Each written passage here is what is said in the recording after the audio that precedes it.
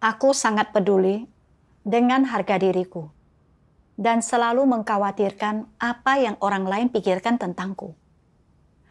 Aku menjadi sangat gugup setiap kali aku menghadiri pertemuan. Selalu takut bahwa orang lain akan meremehkanku jika aku tidak berdoa atau bersekutu dengan baik. Setiap kali sebelum berdoa, aku akan mempersiapkan diri terlebih dahulu dan memikirkan kata-kata yang tepat untuk digunakan. Ketika bersekutu tentang firman Tuhan, jika aku memiliki pemahaman berdasarkan pengalaman, aku tidak terlalu khawatir. Namun, jika aku tidak memiliki pemahaman dan tidak tahu apa yang harus dipersekutukan, hatiku akan berdebar-debar, seolah-olah ada kupu-kupu di dalam perutku dan telapak tanganku berkeringat. Dalam kehidupan sehari-hari, jika orang lain memperhatikan kekuranganku, aku akan merasa sangat malu. Tidak berani menatap mata mereka, dan aku sangat terkekang dalam setiap tindakan yang kulakukan. Hidup dalam keadaan seperti itu sering membuatku merasa sangat tertekan dan kesakitan. Aku ingat ketika aku pertama kali dilatih untuk melakukan pekerjaan tulis-menulis. Ada suatu waktu ketika pengawas datang untuk mengadakan pertemuan dengan kami. Aku melihat rekanku, saudari Yang Min, bersekutu dengan sangat spesifik.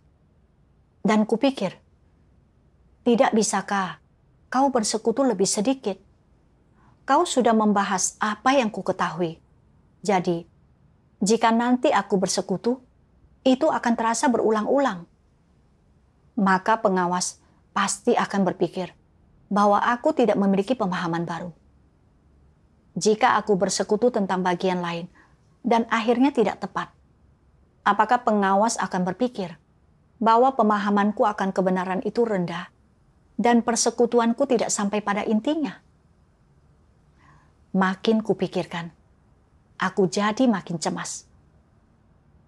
Aku membaca satu bagian dari firman Tuhan, lalu bagian lainnya, dan merenungkan bagian mana yang dapat kupahami untuk dibagikan. Pikiranku sangat kacau pada saat itu, sehingga aku tidak bisa tenang untuk merenungkannya dengan serius. Setelah membaca cukup lama, aku masih belum tahu harus mulai dari mana. Aku sangat berharap bahwa setelah Yang Min selesai berbagi, pengawas akan melanjutkan persekutuan.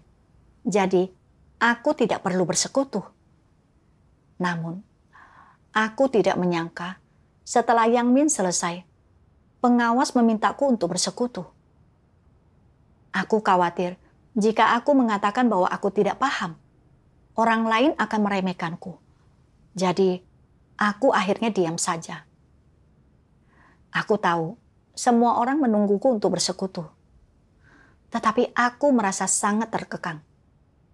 Saat itulah, seorang saudari dengan terus terang mengingatkanku. Kau harus bersekutu sebanyak yang kau pahami.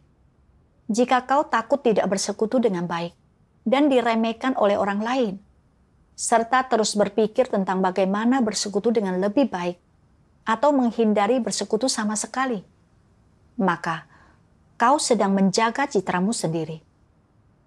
Niatmu adalah untuk membuat orang lain menghormatimu dan mendapatkan tempat di hati mereka. Beberapa kata itu langsung menusuk hatiku. Aku tidak berani mengangkat kepala untuk menatap saudara-saudari. Wajahku terasa panas, dan aku merasakan pertentangan dalam batinku.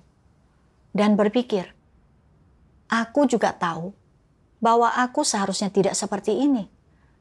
Tetapi aku tidak bisa mengatasinya. Semua orang tidak mengatakan apa-apa lagi saat melihat aku tetap diam sepanjang waktu. Pada saat itu, suasananya sangat canggung. Setelah pertemuan itu, aku selalu merasa tertekan dan tidak mampu sepenuhnya melaksanakan tugasku. Di lain waktu, Saudari Changsin meminta aku dan Yang Min untuk memberikan masukan terhadap naskah yang ditulisnya. Segera setelah itu, Yang Min menunjukkan masalah yang dia lihat. Setelah selesai, Changsin bertanya kepadaku masalah apa yang kutemukan. Aku berpikir, sepertinya alur berpikir di baliknya tidak terlalu jelas. Tetapi aku tidak yakin di mana letak masalahnya. Apa yang harus kukatakan? Jika aku mengatakan sesuatu yang salah, itu akan sangat memalukan. Aku tetap diam agar tidak diremehkan. Changsin bertanya lagi kepadaku. Dan meskipun dari luar aku terlihat tenang, aku merasa cemas di dalam hati. Aku belum menemukan masalahnya. Apa yang harus kukatakan? Jika aku menyebutkan masalah kecil yang kuperhatikan, tidak apa-apa jika aku benar. Tetapi jika aku salah, apakah Changsin akan berpikir bahwa setelah mengerjakan naskah untuk beberapa waktu, aku bahkan tidak dapat menemukan masalahnya? Dan bahwa aku benar-benar sangat buruk. Pada saat itu, Changsin menjadi tidak sabar dan berkata, "Jangan diam saja. Jika kau memperhatikan sesuatu, katakan apa yang kau lihat. Jika belum, katakan saja." Semua orang menatapku dalam diam. Pada saat itu, aku merasa sangat canggung, hingga berharap bisa menghilang ke dalam tanah. Dengan enggan, aku berkata, "Kita jangan membahasnya untuk saat ini. Biarkan saja dahulu seperti yang sudah kau tulis." Semua orang tidak punya pilihan selain kembali ke tugas masing-masing. Aku duduk di sana dengan perasaan sangat malu dan sangat tertekan. Saat memikirkan kejadian tadi, aku tak bisa menahan diri untuk membayangkan bagaimana dua saudari itu akan memandangku. Makin kupikirkan, aku jadi makin sedih. Dan aku kehilangan semangat untuk melaksanakan tugasku. Rasanya seolah-olah ada batu berat yang menekan hatiku. Saat memikirkan betapa seringnya aku hidup dalam keadaan seperti itu, aku merasa sangat menderita dan tidak tahu pelajaran apa yang harus kupetik. Jadi, aku berdoa kepada Tuhan, memohon kepadanya agar Dia mencerahkan dan membimbingku sehingga aku bisa memahami keadaanku yang sebenarnya. Kemudian, aku membaca 2 bagian dari firman Tuhan dan memperoleh beberapa pemahaman tentang keadaanku. Tuhan berfirman, "Jika engkau sering merasa tertuduh dalam hidupmu, jika hatimu selalu tidak tenang, jika engkau tidak memiliki kedamaian dan sukacita, dan sering dilanda kekhawatiran dan kecemasan tentang segala macam hal, ini menunjukkan apa? Ini hanya menunjukkan bahwa engkau tidak menerapkan kebenaran, tidak tetap teguh dalam kesaksianmu tentang Tuhan. Jika engkau hidup dalam watak iblis, engkau akan sering gagal menerapkan kebenaran, mengkhianati kebenaran, menjadi egois dan hina. Engkau hanya akan melindungi citramu, reputasi dan statusmu, serta kepentinganmu. Selalu hidup bagi dirimu sendiri membuatmu sangat menderita. Engkau memiliki begitu banyak keinginan yang egois, keterikatan, belenggu, kekhawatiran, dan keresahan, sehingga engkau sama sekali tidak memiliki kedamaian atau sukacita. Hidup demi daging yang rusak adalah hidup yang penuh penderitaan. Berbeda halnya dengan mereka yang mengejar kebenaran. Makin mereka memahami kebenaran, mereka menjadi makin leluasa dan bebas. Makin mereka menerapkan kebenaran, mereka makin memiliki kedamaian dan sukacita. Ketika mereka memperoleh kebenaran, mereka akan sepenuhnya hidup dalam terang, menikmati berkat Tuhan, dan sama sekali tidak menderita. Ada orang-orang yang jarang berbicara karena kualitas yang buruk atau pemikiran yang sederhana, kurangnya pemikiran yang kompleks, tetapi ketika antikristus jarang berbicara, itu bukan karena alasan yang sama. Justru itu adalah masalah watak. Mereka jarang berbicara ketika bertemu dengan orang lain dan tidak mudah mengungkapkan pandangannya tentang berbagai hal. Mengapa mereka tidak mengungkapkan pandangannya? Pertama, mereka jelas tidak memiliki kebenaran dan tidak dapat memahami apa yang sebenarnya terjadi. Jika berbicara, mereka mungkin akan membuat kesalahan dan diketahui dirinya yang sebenarnya oleh orang lain. Mereka takut diremehkan, jadi mereka berpura-pura diam dan berlagak memiliki wawasan yang mendalam, sehingga sulit bagi orang lain untuk menilainya. Dengan begitu, mereka tampak bijaksana dan menonjol. Dengan kedok ini, orang lain tidak berani meremehkan antikristus. Ketika melihat penampilan luarnya yang tenang dan kalem, orang lain justru akan makin menghormatinya dan tidak berani menyepelekannya. Inilah aspek antikristus yang penuh akal bulus dan jahat. Mereka tidak mudah mengungkapkan pandangannya, karena sebagian besar pandangannya tidak sejalan dengan kebenaran, tetapi hanya gagasan dan imajinasi manusia yang tidak layak untuk diungkapkan ke publik. Jadi, mereka tetap diam. Di dalam hati, mereka berharap untuk mendapatkan sedikit wawasan yang bisa mereka sampaikan, untuk mendapatkan kekaguman, tetapi karena mereka tidak memiliki pemahaman tersebut, mereka tetap diam dan bersembunyi selama persekutuan tentang kebenaran, mengintai dalam bayangan seperti hantu yang menunggu kesempatan. Ketika mereka mendapati orang lain yang menyampaikan wawasannya, mereka mencari cara untuk mengambil idenya sebagai milik mereka, mengungkapkannya dengan cara lain untuk memamerkan diri. Begitu liciknya antikristus. Apapun yang dilakukan, mereka berusaha untuk menonjol dan menjadi lebih unggul, dan baru pada saat itulah mereka merasa puas. Jika tidak ada kesempatan, mereka bersembunyi terlebih dahulu dan menyimpan pandangannya untuk diri sendiri. Inilah kelicikan antikristus. Sebagai contoh, ketika sebuah khotbah dikeluarkan oleh Rumah Tuhan, ada orang-orang yang mengatakan itu tampak seperti firman Tuhan, sementara yang lain berpikir itu lebih tampak seperti persekutuan dari yang di atas. Orang-orang yang berpikiran sederhana akan mengungkapkan apa yang ada dalam pikiran mereka, tetapi antikristus, sekalipun mereka memiliki pendapat tentang hal tersebut, mereka tetap menyembunyikannya.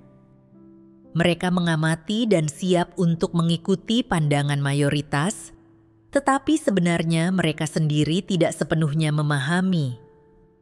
Dapatkah orang-orang yang licin dan licik seperti itu memahami kebenaran atau memiliki kemampuan untuk mengidentifikasi yang sesungguhnya? Apa yang bisa dilihat dengan jelas oleh seseorang yang tidak memahami kebenaran? Mereka tidak dapat memahami apapun. Ada orang-orang yang tidak dapat memahami apapun, tetapi berpura-pura memiliki wawasan mendalam. Sebenarnya, mereka tidak memiliki kemampuan untuk mengidentifikasi dan takut orang lain akan mengetahui dirinya yang sebenarnya.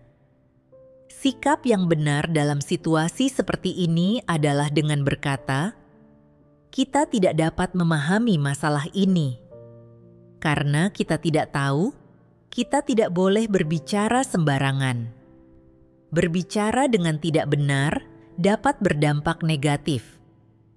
Aku akan menunggu dan melihat apa yang dikatakan oleh yang di atas. Bukankah itu berbicara dengan jujur? Bahasanya begitu sederhana, tetapi mengapa Antikristus tidak mengatakannya? Mereka tidak ingin orang lain melihat mereka dengan jelas dan mengetahui keterbatasannya, tetapi di balik ini ada juga maksud yang tercela, yaitu untuk dikagumi. Bukankah ini yang paling menjijikkan? Firman Tuhan menyingkapkan keadaan dan perilakuku. Aku persis seperti yang Tuhan gambarkan. Aku tidak pernah dengan mudah mengungkapkan pandanganku atau menyingkapkan pikiranku yang sebenarnya.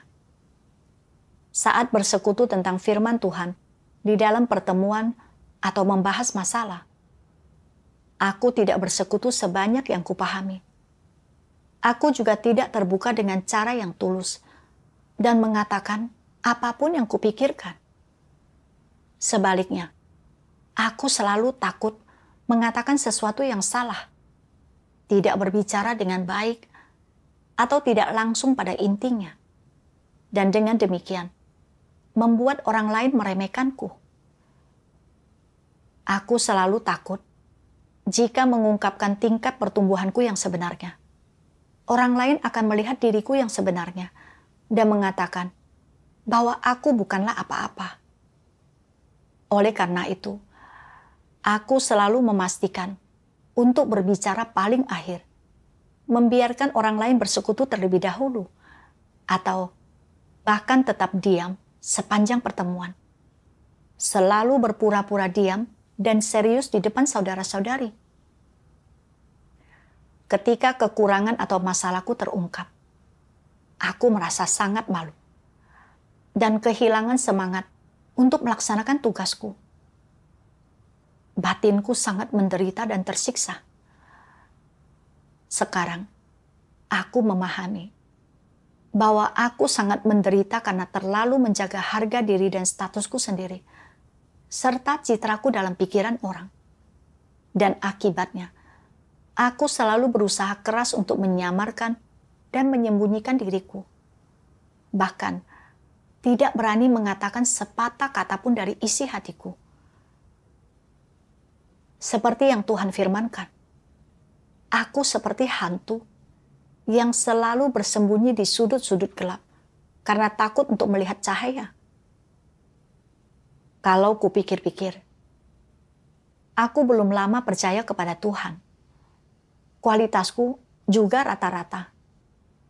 Sehingga banyak kebenaran yang belum kupahami dan banyak hal yang belum bisa kulihat dengan jelas.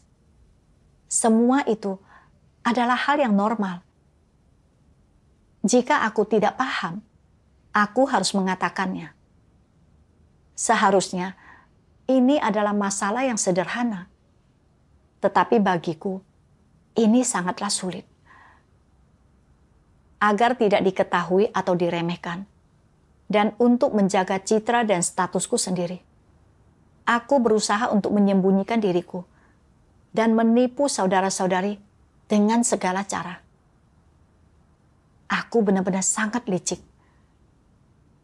Hanya melalui penyingkapan firman Tuhanlah, aku menyadari bahwa ini memang watak yang jahat. Makin aku membandingkan diriku dengan firman Tuhan, makin aku merasa diriku buruk dan menjijikkan. Tidak memiliki keserupaan dengan manusia dan memalukan. Jadi, aku ingin membalikkan keadaan ini dan berhenti hidup seperti ini. Kemudian, aku membaca bagian dari firman Tuhan. Tuhan Yang Maha Kuasa berfirman, "Apapun yang menimpa dirimu, jika engkau ingin mengatakan yang sebenarnya dan menjadi orang yang jujur, engkau harus mampu melepaskan harga diri dan kesombonganmu. Jika engkau tidak memahami sesuatu, katakan bahwa engkau tidak memahaminya. Jika engkau tidak jelas tentang sesuatu, katakan bahwa engkau tidak jelas. Jangan takut orang lain memandang rendah atau menganggap remeh dirimu. Dengan selalu berbicara dari hatimu dan mengatakan yang sebenarnya dengan cara seperti ini, engkau akan menemukan sukacita, kedamaian, dan perasaan bebas dan lepas di dalam hatimu, dan kesombongan serta harga diri tidak akan lagi mengekangmu. Dengan siapapun engkau berinteraksi, jika engkau mampu mengungkapkan pemikiranmu yang sebenarnya, membuka dirimu kepada orang lain, dan tidak berpura-pura mengetahui hal-hal yang tidak kau ketahui, maka itu adalah sikap yang jujur. Terkadang, orang mungkin memandang rendah dirimu dan menyebutmu bodoh karena engkau selalu mengatakan yang sebenarnya. Apa yang harus kau lakukan dalam keadaan seperti itu?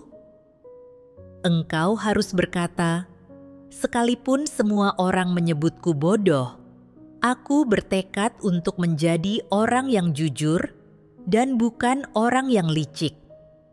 Aku akan berbicara sejujurnya dan berdasarkan fakta. Meskipun aku kotor, rusak, dan tidak berharga di hadapan Tuhan, aku akan tetap mengatakan yang sebenarnya tanpa kepura-puraan atau kepalsuan." Jika engkau berbicara dengan cara seperti ini, hatimu akan tenang dan damai.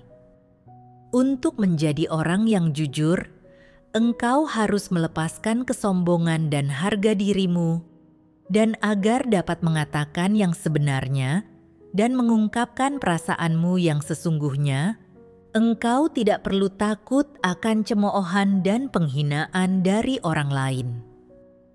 Sekalipun orang lain memperlakukanmu seperti orang bodoh, engkau tidak boleh berdebat atau membela dirimu. Jika engkau mampu menerapkan kebenaran dengan cara seperti ini, engkau dapat menjadi orang yang jujur. Setelah membaca firman Tuhan, aku memiliki jalan penerapan untuk membebaskan diriku dari kekangan dan belenggu kesombongan serta harga diri. Aku harus menerapkan untuk menjadi orang yang jujur. Aku harus belajar untuk melepaskan harga diri dan terbuka dengan cara yang tulus. Jika aku tidak tahu sesuatu, aku hanya perlu mengatakan bahwa aku tidak tahu. Jika aku tidak paham, aku bisa mengatakannya. Bahkan, jika aku diremehkan karena mengatakan sesuatu yang salah atau mengakui ketidakpahamanku, aku telah menerapkan kebenaran dan menjadi orang yang jujur di hadapan Tuhan, yang akan membuatku merasa tenang dan terbebaskan. Hal ini lebih bermakna daripada mendapatkan pujian dan kekaguman dari orang lain. Ketika aku memikirkan hal ini, aku tidak terlalu khawatir lagi, dan aku ingin menerapkan kebenaran serta mengubah diriku sendiri. Belakangan, entah itu pertemuan untuk bersekutu tentang firman Tuhan atau membahas masalah, setiap kali aku ingin menampilkan citra yang berbeda atau menyamarkan diriku, aku akan berdoa kepada Tuhan dan secara sadar memberontak terhadap niatku yang salah. Aku akan berbagi sebanyak yang kupahami, dan jika aku tidak paham, aku akan mengatakannya serta menyingkapkan pemikiranku yang sebenarnya. Ketika aku menerapkan cara ini, hatiku perlahan mulai merasa lebih lega. Kemudian, aku tidak dapat melaksanakan tugasku selama 6 bulan karena aku ditangkap oleh Partai Komunis. Setelah aku dibebaskan, pemimpin mengatur agar aku melanjutkan melaksanakan tugas tulis-menulis. Karena saudara-saudari dalam tim ini semuanya baru mengikuti pelatihan dalam pekerjaan tulis-menulis. pemimpin menyarankan agar aku menjadi pemimpin tim untuk sementara waktu. Karena sudah lama sekali aku tidak melaksanakan tugas ini. Aku merasa kemampuan menulis naskah agak menurun. Dan sepanjang sore itu, aku tidak menulis banyak. Saat aku mulai cemas, seorang saudari meminta bantuanku karena dia tidak dapat melihat dengan jelas masalah dalam naskahnya. Pada waktu itu, aku tidak bisa menenangkan hatiku. Dan aku tidak bisa menemukan masalah apapun setelah membaca naskahnya. Ketika dia bertanya, apa masalah yang ada? Aku terbata-bata dan tidak bisa menjawab. Yang langsung membuatku merasa sangat malu. Aku berpikir, bagaimanapun juga, aku adalah pemimpin tim. Aku harus membantu menyelesaikan masalah yang tidak dapat dilihat dengan jelas oleh anggota tim. Sekarang, aku tidak bisa memberikan jawaban yang jelas.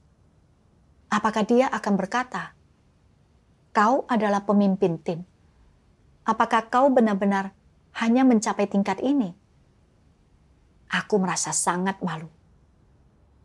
Malam itu, saat aku melihat naskah yang kutulis tersendat setengah jalan, aku ingin saudari-saudari yang lain melihatnya.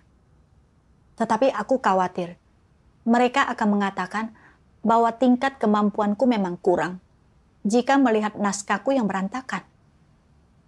Aku merasa sangat ragu-ragu dan tidak berani menunjukkannya kepada para saudari untuk waktu yang lama.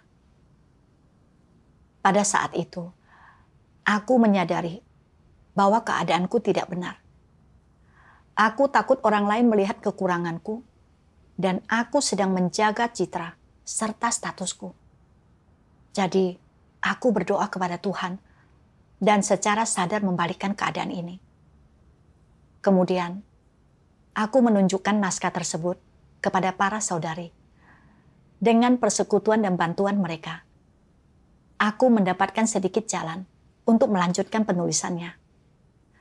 Lalu, aku menyadari bahwa aku selalu dikekang oleh harga diriku.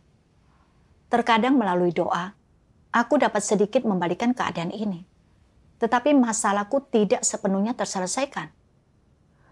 Kupikir, meskipun aku tahu bahwa menampilkan citra yang berbeda dan menyamarkan diriku itu sangat menyakitkan dan melelahkan, mengapa aku masih sering hidup dalam keadaan seperti itu? Dalam pencarianku, aku membaca satu bagian dari firman Tuhan. Tuhan Yang Maha Kuasa berfirman, "Watak macam apakah ketika orang selalu menyamarkan diri, selalu memperindah citra diri, selalu berpura-pura agar orang lain menghormati mereka dan tidak dapat melihat kesalahan atau kekurangan mereka, ketika mereka selalu berusaha menampilkan sisi terbaik mereka kepada orang-orang? Ini adalah watak yang congkak, palsu, dan munafik. Ini adalah watak iblis. Ini adalah sesuatu yang jahat." Sebagai contoh, lihatlah anggota rezim iblis. Sebanyak apapun mereka bertengkar, berseteru, atau membunuh di balik layar, tak seorang pun yang diperbolehkan untuk melaporkan atau menyingkapkan mereka. Mereka takut orang akan melihat wajah setan jahat mereka, dan mereka melakukan segala yang mereka bisa untuk menutupinya. Di depan umum, mereka berusaha sekuat tenaga untuk memperindah citra diri, mengatakan betapa mereka mengasihi rakyat, betapa hebat, agung, dan tak bercelanya mereka. Ini adalah natur iblis. Ciri paling menonjol dari natur iblis adalah tipu muslihat dan tipu daya. Dan apa tujuan dari tipu muslihat dan tipu daya ini? Untuk menipu orang, untuk menghalangi orang, agar tidak melihat esensi dan diri mereka yang sebenarnya, dan dengan cara demikian mencapai tujuan untuk memperlama kekuasaan mereka. Orang biasa mungkin tidak memiliki kekuasaan dan status semacam itu, tetapi mereka juga ingin membuat orang lain memiliki pandangan yang baik tentang diri mereka, ingin orang memiliki penilaian yang tinggi terhadap mereka, dan ingin memiliki kedudukan yang tinggi di hati orang lain. Ini adalah watak yang rusak.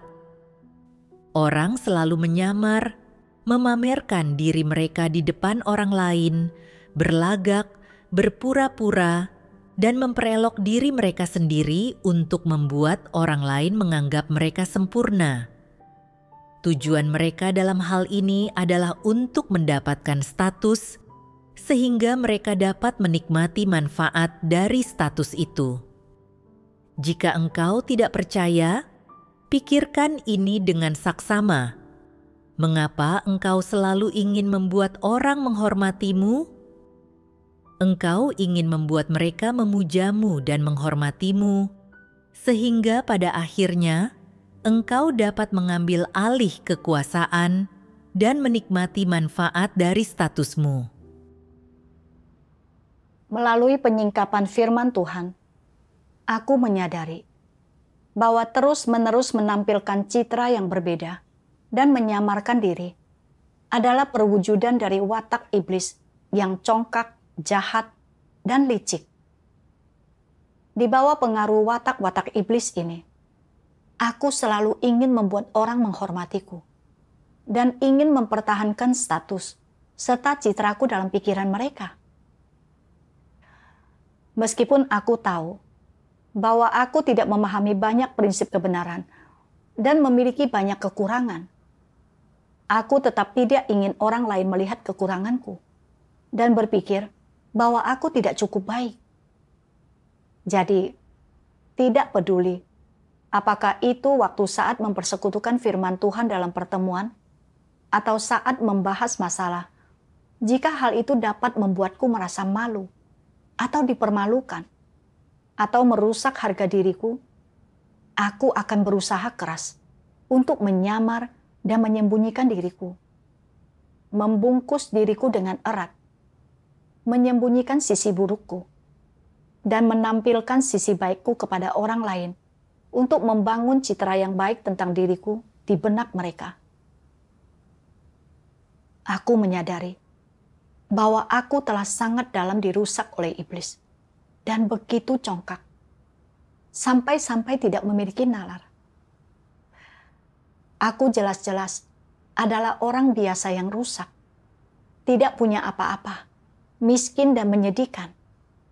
Tetapi aku selalu ingin menjaga citra dan mendapatkan kekaguman dari orang lain. Aku sungguh tak tahu malu dan tidak memiliki kesadaran diri.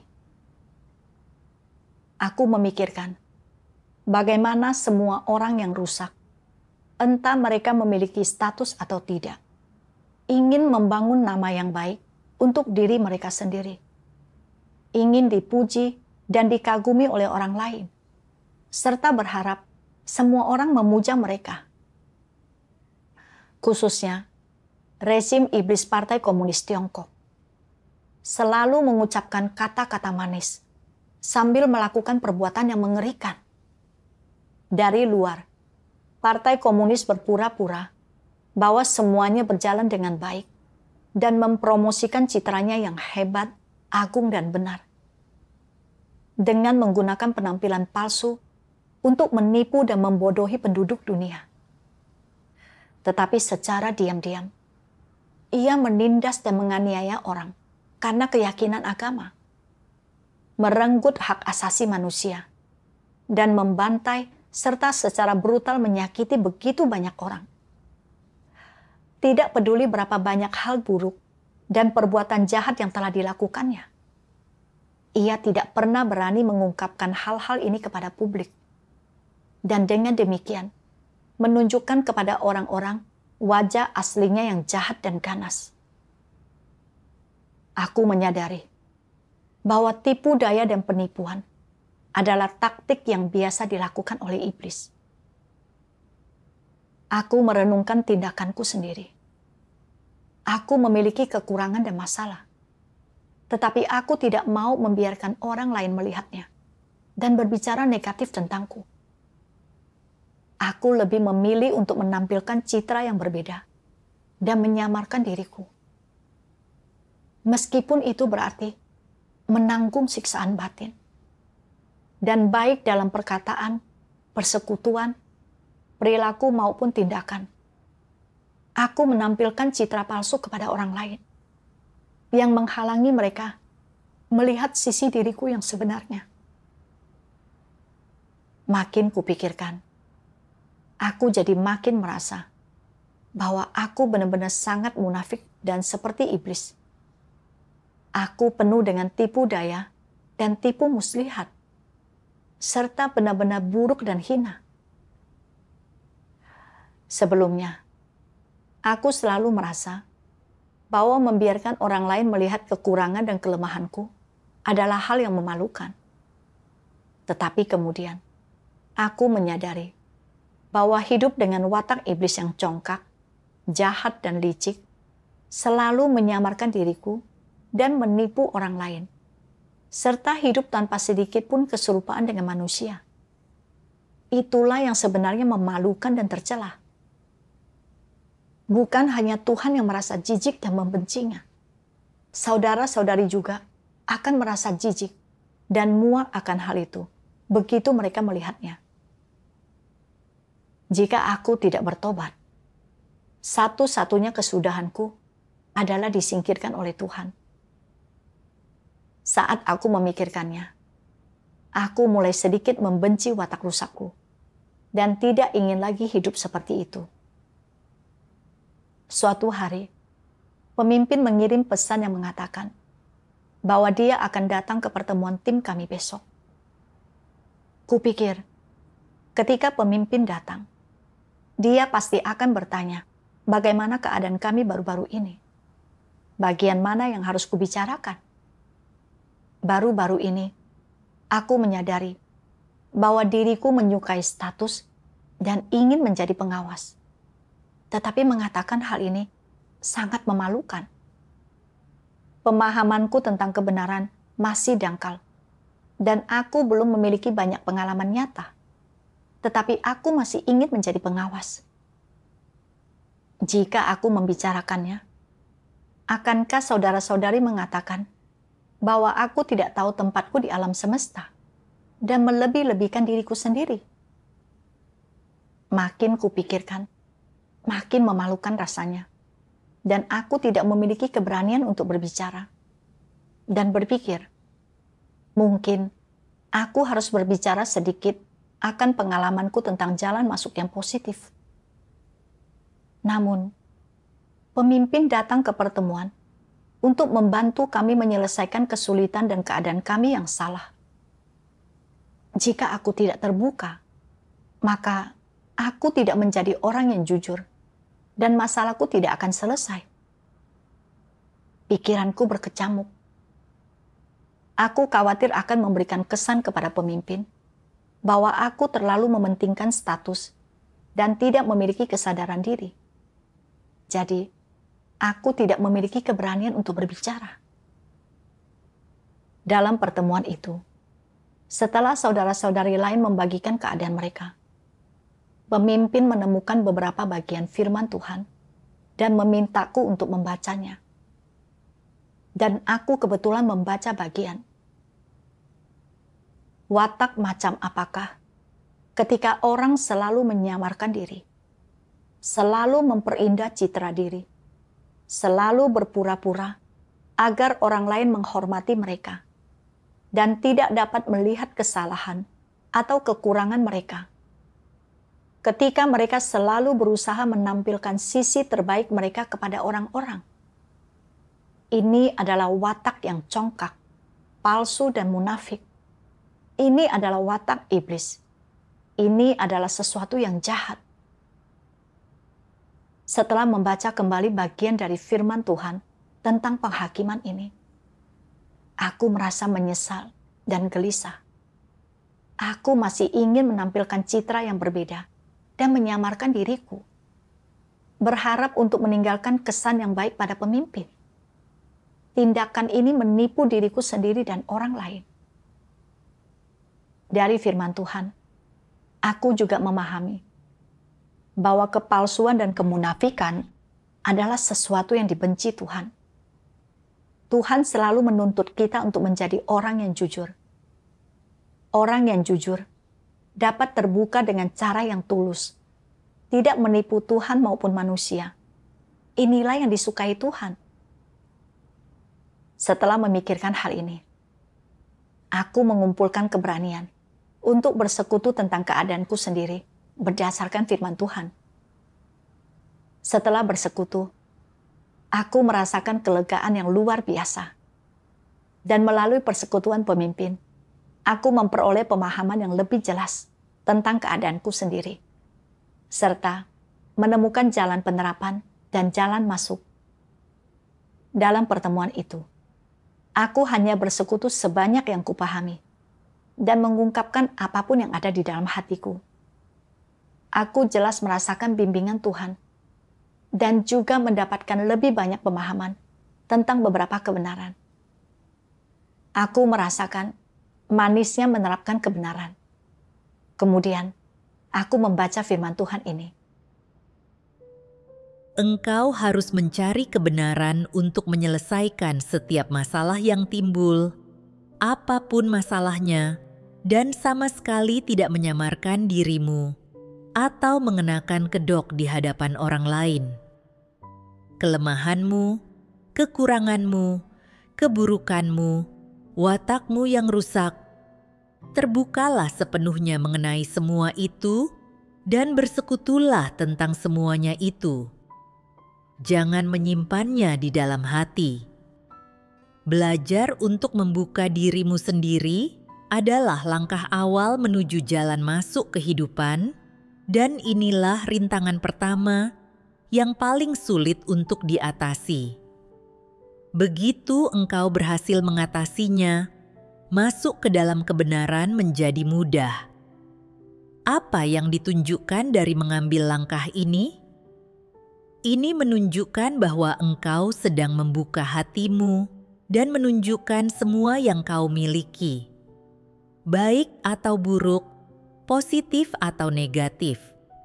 Menelanjangi dirimu agar dilihat oleh orang lain dan oleh Tuhan. Tidak menyembunyikan apapun dari Tuhan, tidak menutupi apapun, tidak menyamarkan apapun, bebas dari kelicikan dan tipu muslihat, dan demikian juga bersikap terbuka serta jujur dengan orang lain. Dengan cara ini, engkau hidup dalam terang, dan bukan saja Tuhan akan memeriksamu, tetapi orang lain akan bisa melihat bahwa engkau bertindak dengan prinsip dan transparansi.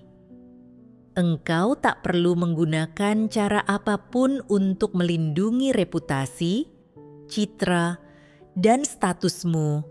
Engkau juga tak perlu menutupi atau menyamarkan kesalahanmu. Engkau tak perlu terlibat dalam upaya yang sia-sia ini. Jika engkau dapat melepaskan hal-hal ini, engkau akan sangat santai.